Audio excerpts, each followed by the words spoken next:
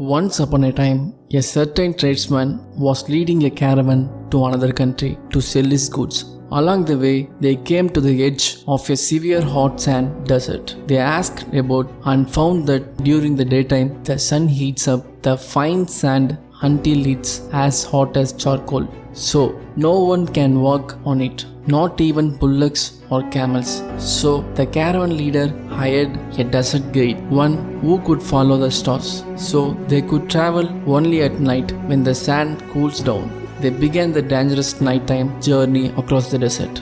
A couple nights later, after eating their evening meal and waiting for the sand to cool, they started out again. Later that night, the desert guide who was driving the first cart saw from the stars that they were getting close to the other side of the desert. He had also overeaten, so that when he relaxed, he dozed off to sleep. Then the bullocks, who of course couldn't tell directions by reading the stars, gradually turned to the side and went in a big wide circle until they ended up at the same place they had started from. By then it was morning and the people realized they were back at the same spot they had camped at the day before. They lost heart and began to cry about their condition. Since the desert crossing was supposed to be over by now, they had no more water and were afraid they would die of thirst. They even began to blame the caravan leader and the desert guide. "We can do nothing without water," they complained. Then the tradesman thought to himself, "If I lost courage now in the middle of this disastrous situation, my leadership has no meaning.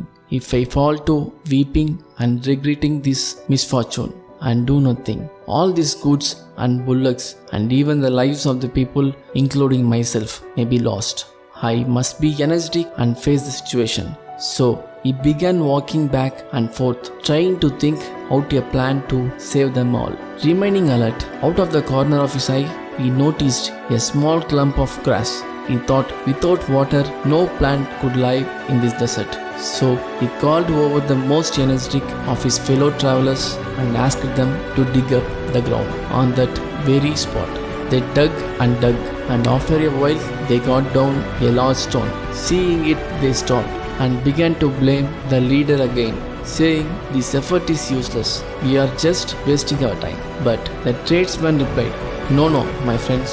If we give up the effort, we will all be ruined and our poor animals will die. Let us be encouraged." As he said this, he got down into the hole, put his ear to the stone, and heard the sound of flowing water.